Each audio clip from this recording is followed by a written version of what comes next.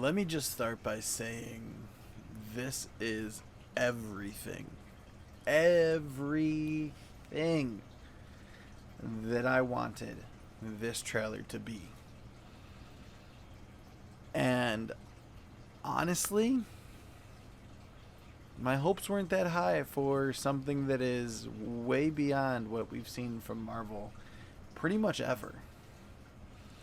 But this being one of my absolute all-time favorite anti-hero, superhero, whatever you want to classify him as, Mark Spector is straight up bad.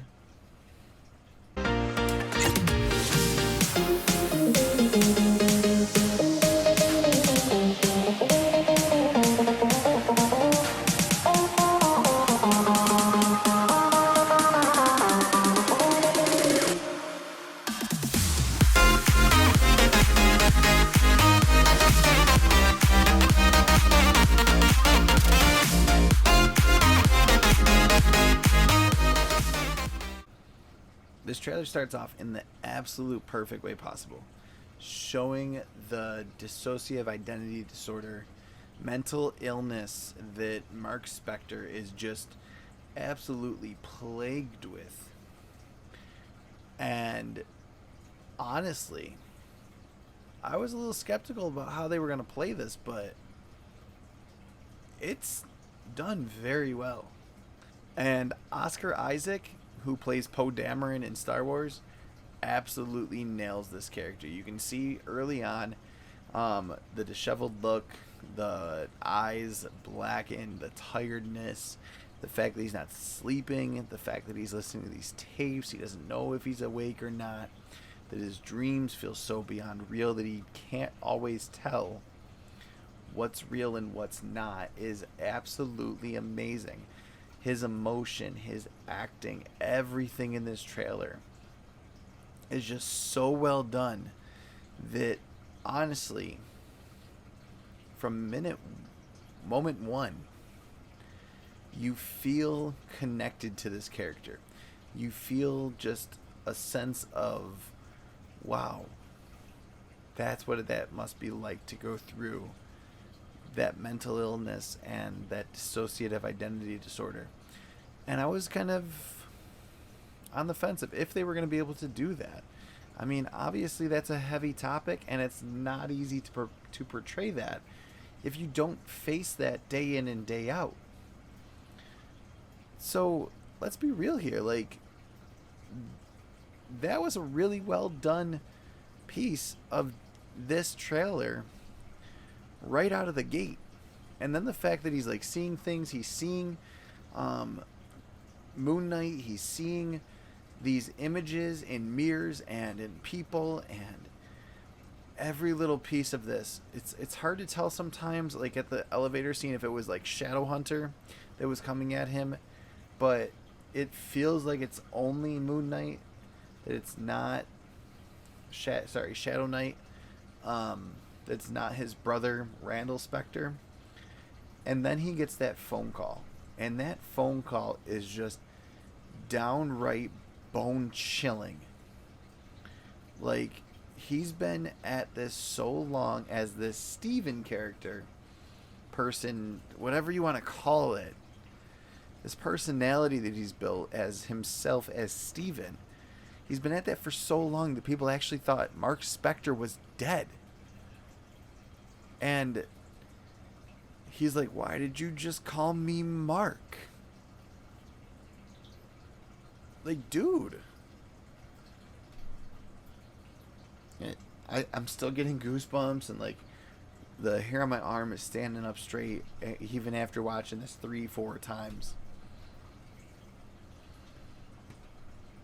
And the fact that he chains himself to the bed and is straight up admitting that he's losing it, and like just it's such an interesting concept and such an interesting way to play this character. And Oscar Isaac in the trailer alone has nailed it. I can't wait to see more of him dressed up in that fantastic costume, uniform, whatever you want to call that. of him as Moon Knight, the rags coming over him, the eyes all white, everything. I can't wait to see the mask with the suit, like that iconic look. But I mean, like it is just beautifully done, and I'm at a loss for words with this trailer. It's hard to break it down when you're still trying to digest everything after seeing so much go down in that small amount of time. It was only about a minute and a half. One of the craziest parts about all of this is right before that phone scene when he's walking through what appears to be a museum. He's walking past an Egyptian exhibit, and it seems like that's where he meets Khonshu for the first time, or at least however they're going to tell this origin story. And he's looking at the glass, and then he walks away, and there's two versions of himself in the glass looking back at him. And it is an old school phone. I mean, let's be real. It's Motorola, which flip phones and all that have not been around for probably the past decade. But that kind of speaks to the time period that he might have went out, and people have been thinking that he's dead for at least a decade or so. Who knows? Like, that could be just a little piece of that. And then there's the key that comes with it, with the tag, and I'm going to keep looking deeper into that because I'm very excited to see exactly what that might go to. If it's an old house of his, it doesn't look like it's just a simple lockbox or anything like that. It does look more dense, not like it's to padlock, but to like it's to a doorknob lock, like literally a house lock. So that should be very interesting to see what they end up doing with that. And then I think just a little callback to Alligator Loki is the background. I think that was just a cool little thing, if that's even meant what it was meant to be. But, you know, it's something interesting to put in there and kind of play around with, and, you know, just gotta do what you gotta do. And then as soon as we get off the phone, we meet his brother for the very first time, Randall Specter, none other than Shadow Knight himself, one of the best antagonists, in my opinion, of this amazing anti-hero Moon Knight. I can't wait to see what the true storyline that they're going with is, but the fact that we're going to see Mark vs. Randall in the very first iteration of this, and that we could see like Khonshu and all these other like just straight up Moon Knight characters, and people know that he has these voices in his head, which is interesting because you'd think that they would have been searching for him as though he had fallen off the grid to someone else, into a different personality. But I mean, clearly this phone was placed there by someone or something to get his attention, and I think that's going to be one of the biggest things. And the chaos in you scene, oh my god, like it brought me back to seeing Cletus Cassidy going insane.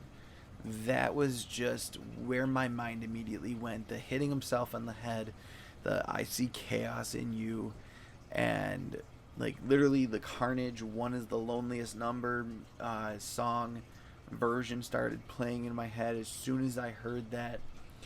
And it was just a very, very powerful scene. It's one of those ones that you don't get over easily. One of the ones that you see and it's like, wow, that's a lot of emotion happening in one moment. And we can see a lot of this happening throughout the rest of the trailer, because like the gun scene, he has the gun in his hand, he looks, he's like, well, where did I get this from?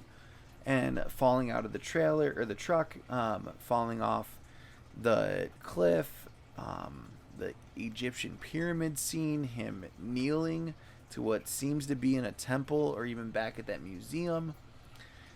It all lends itself to us meeting Khonshu, to us possibly even meeting some other amazing Moon Knight characters like Bushman. This should just be a very well done Marvel TV show. And I don't think the Embrace the Chaos line is his brother. I don't think it is. Based on the voices that we're hearing when Randall Spector is talking to him, it sounds different. It sounds a lot more ominous. It sounds a lot more godlike. Here's what I'm thinking the storyline might be. It has very Justice-esque vibes. Very Batman-style vibes. Where he's trying to right a wrong. He's trying to fix something that has happened. But it also has like that style or feel when you kind of see a character go through a hero's journey. Now, I don't know that we need to see a hero's journey here. I think we need to see him becoming an anti-hero, and I think that we need to just kind of let that roll, because we know who Moon Knight is for the most part. But honestly, I think this is going to really bring Moon Knight into the light. Pun intended, I guess. I don't know. I think it'll be one of those very interesting ways to bring a more obscure character, a lesser known character than a lot of these others that Marvel's been putting out into the moonlight. And there's a lot to break down here. I'm going to take it step by step in a later video. This is really just an initial reaction with a breakdown in it. But I really want to do a little bit more research. Probably watch the trailer about 10 more times. And then watch it at like 0.25 speed to get every little thing that's happening, like I did with Spider-Man No Way Home for you guys.